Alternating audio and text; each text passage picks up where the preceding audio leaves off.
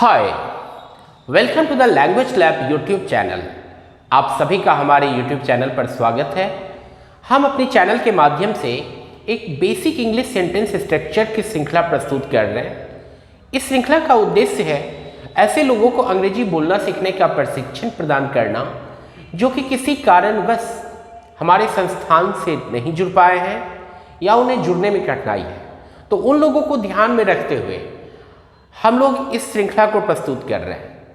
केवल इतना ही नहीं, ऐसे लोग जिनके पढ़ाई लिखाई का माध्यम हिंदी रहा है और किसी कारणवश अंग्रेजी बोलने में सक्षम नहीं है, वह भी इस चैनल के माध्यम से अलग अलग वीडियोज को देख करके फ़ायदा ले सकते हैं और साथ में अंग्रेजी बोलना सीख सकते हैं। तो इस क्रम को जारी रखते हुए अब हम लोग के पास जो नई स्ट्रक्चर है वह है subject plus was were plus going plus infinitive. Subject plus was were going plus infinitive. इस स्ट्रक्चर का इस्तेमाल कहाँ करेंगे? तो जब पास्ट में बीते हुए समय में किसी काम के शुरू होने से ठीक पूर्व की चर्चा करते हैं, जब किसी काम के शुरू होने से ठीक पूर्व की चर्चा करते हैं लेकिन वह हमें पता नहीं है कि काम हुआ कि नहीं हुआ, तो उसे बताने के लिए इस पर्टिकुलर स्ट्रक्चर का यूज करते हैं। जैसे मान लो कि वह घर जा रहा था, तो जिस समय मैंने देखा उस समय वह जा रहा था, अब गया कि नहीं गया that's exactly I don't no.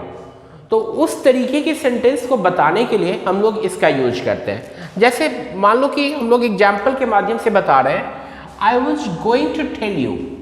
I was going to tell you, मैं आपको बताने जा रहा था, मतलब काम शुरू होने से ठीक पहले की बात की चर्चा कर रहे हैं। निगेटिव बनाएंगे तो I wasn't going to tell you, मैं आपको नहीं बताने जा रहा था, मैं आपको नहीं बताने जा रहा था। इंटरोगेटिव बनाएंगे, वॉज को बाहर करेंगे, was I going to tell you, was I going to tell you, क्या मैं आपको बताने जा रहा था। और interrogative negative, wasn't I going to tell you, क्या मैं आपको नहीं बताने जा रहा था। या दूसरा इसका विकल्प जो है हमारे पास, सिर्फ वॉज को बाहर किए, was I not going to tell you, was I not going to tell you.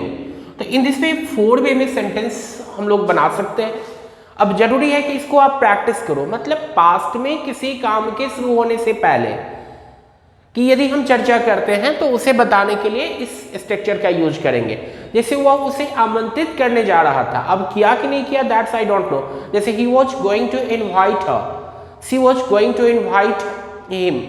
Negative बनाएंगे, he wasn't going to invite her, was he going to invite her, wasn't he going to invite her. India was going to win this match, Bharat इस match को जीतने जा रहा था। Exactly जिस समय मैंने देखा उस समय जीत सुनिश्चित लग रही थी, लेकिन फाइनली जीता कि नहीं जीता वो मुझे नहीं पता है। तो India was going to win this match. Negative, India wasn't going to win this match, was India going to win this match, wasn't India going to win this match. तो इस तरीके से आप सेंटेंस बना सकते हो। He was going to arrive, वह पहुंचने जा रहा था, he wasn't going to arrive, was he going to arrive, wasn't he going to arrive. तो 4 वे में फिर इसको आप प्रैक्टिस कर सकते हो। इस स्ट्रक्चर पर भी आप सेंटेंस का फॉर्मेशंस करके 4 वे में, मतलब प्रत्येक स्ट्रक्चर पर आप टारगेट रखो। जितनी भी हम स्ट्रक्चर्स बता रहे हैं अलग अलग वीडियोज के माध्यम से, यदि आप घर बैठे अंग्रेजी बोलना सीखना चाहते हैं तो उन सारे वीडियोज से आप स्ट्रक्चर को कलेक्ट करके और जिस तरीके से मैं बता रहा हूँ प्रैक्टिस करना, आप प्रैक्टिस करते हो तो आप घर बैठे भी सेंटेंस बनाने में सक्षम हो सकते हो। हाँ, थोड़ी सी बेसिक रिक्वायरमेंट होती है ग्रुप डिस्कशंस की, जिसके द्वारा हम लोग बातचीत करके अपनी बातों को रख सकते हैं, अपने कॉन्फिडेंस को डेवलप कर सकते हैं। लेकिन ग्रुप डिस्कशन में पार्टिसिपेट करने से पहले ये जरूरी होता है कि हमारे पास सेंटेंस फॉर्मेशंस का कॉन्सेप्ट क्लियर हो।